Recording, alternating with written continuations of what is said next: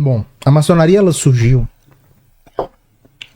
no começo do século XVIII, na Inglaterra, como uma sociedade de livre pensamento, uma sociedade de estudo, que logo assumiu, na verdade já tinha, mas que logo adquiriu contornos políticos muito sólidos na Inglaterra e lançou seus tentáculos em outros países da Europa, sobretudo a França. E os maçons, desde os primórdios, eles se alimentavam com uma cosmovisão anticatólica que interpretava a Igreja Católica como a responsável pela mazela das nações.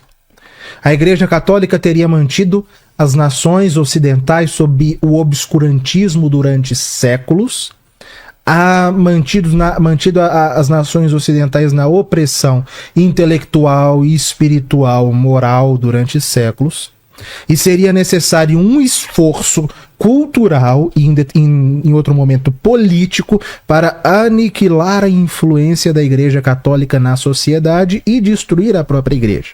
Se nós observarmos os documentos maçônicos desde as origens, aqueles que vazaram, sobretudo aqueles do século XIX, que são ainda mais numerosos e que vazaram, que até os papas publicaram para mostrar para Papa Gregório XVI, Papa Pio IX, Papa Leão XIII, que tiveram acesso a documentos secretos da maçonaria e que fizeram questão de que eles fossem publicados para que os católicos tivessem noção de qual era o objetivo da maçonaria. O objetivo é muito claro desde os primórdios, é subverter a ordem instituída desde então, até então, aniquilando a Igreja Católica, que a maçonaria interpretava como a grande responsável pelo obscurantismo das nações. Outro ponto. A maçonaria ela sempre adotou uma postura de indiferentismo religioso.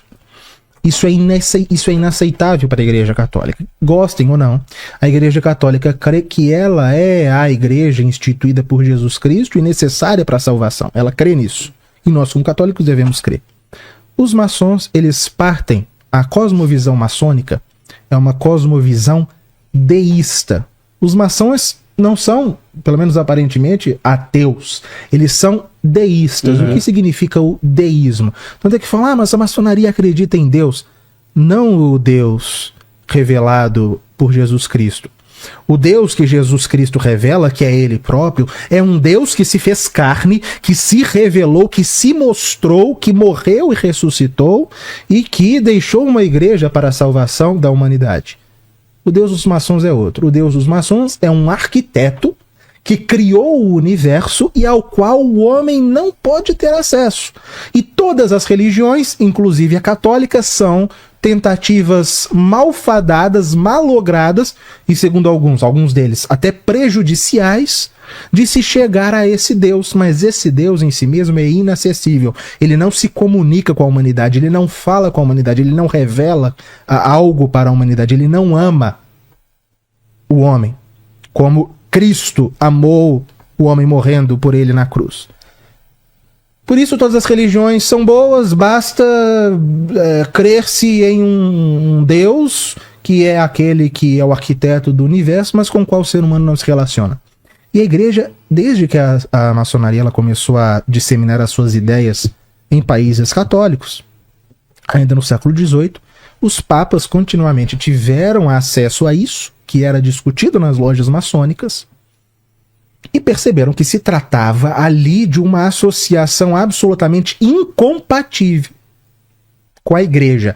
Isso do ponto de vista doutrinal. Porém, se nós observarmos as coisas do ponto de vista do que a maçonaria fez na França, em Portugal, na Espanha, na Itália, na Áustria, no México, no Brasil.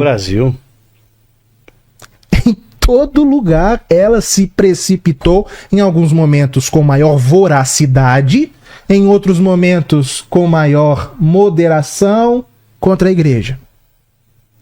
Em todos os lugares em que a maçonaria adquiriu, sobretudo no século XIX, certo poder político, a primeira instituição contra a qual ela se precipitou, em todos esses países que eu fiz menção, foi contra a igreja. A maçonaria, onde quer que ela alcançou poder, ela perseguiu a Igreja Católica e, por vezes, até o derramamento de sangue numa proporção que se aproximaria do conceito contemporâneo de genocídio.